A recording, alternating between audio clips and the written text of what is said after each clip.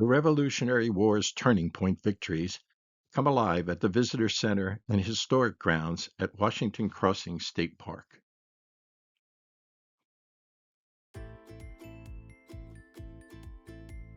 Washington Crossing State Park is about 35 miles from Center City, Philadelphia, near Yardley, Pennsylvania.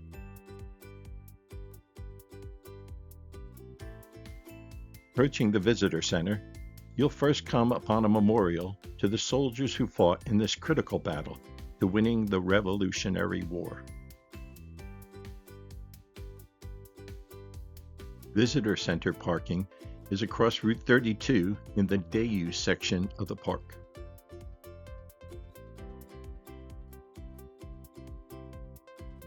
The Visitor Center is an attractive building with a gallery of historic exhibits. Rare and unique items fill the Visitor Center hallways.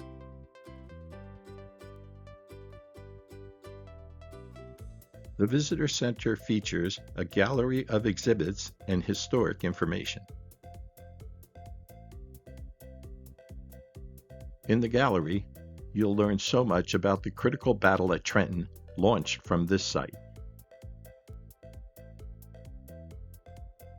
Here's a sample of other displays in the gallery.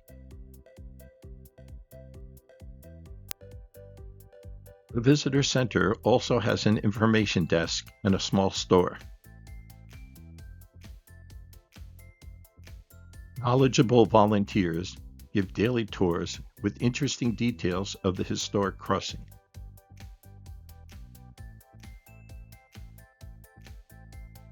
This boathouse was built in 1977 to store the replica Durham boats used in the annual reenactment of Washington crossing the Delaware. Original Durham boats were used to carry heavy items such as iron ore. Washington specifically ordered these shallow draft yet stable boats for the crossing.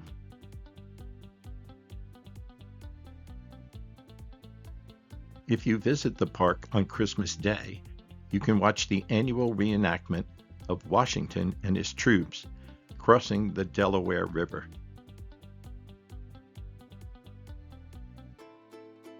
Here's the dock area and memorial marker at the crossing spot.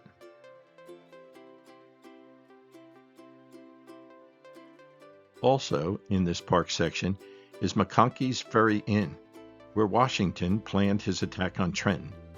Originally a smaller wood building built around 1752, it was a tavern and ferry service during the Revolutionary War.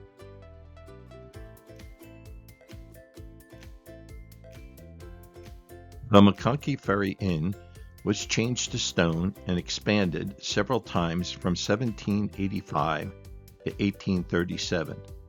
The basement kitchen is the only original part remaining. The building is now a museum, and there is an admission charge.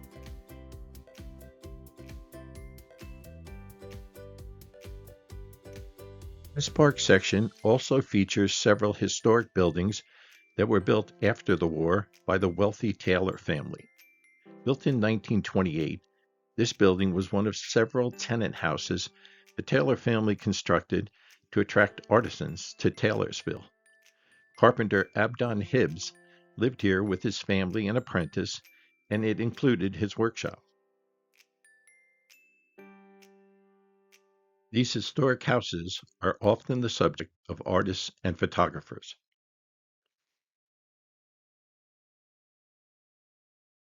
Bernard Taylor built the Fry House in 1828 for the Taylorsville blacksmith, his family, and his apprentice.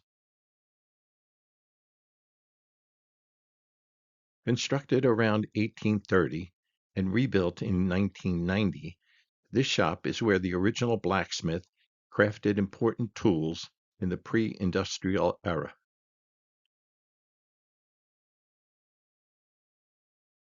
This stately home, built in 1816, belonged to Milan Taylor, the wealthiest and most influential member of the Taylor family. These 19th century buildings were built by different members of the Taylor family as their own residences or to rent. The left section is believed to once be the general store and post office.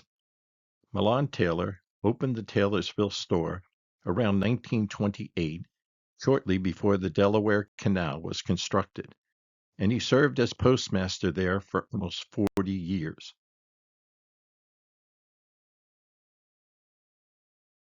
At the far end of the visitor center section is a picnic pavilion, appropriately named the General Washington Pavilion.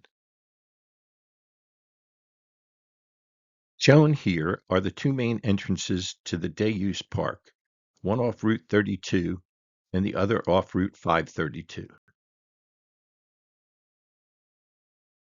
These large stone columns mark the entrance to the day-use park from the Route 32 entrance. Restrooms are located right at this park entrance.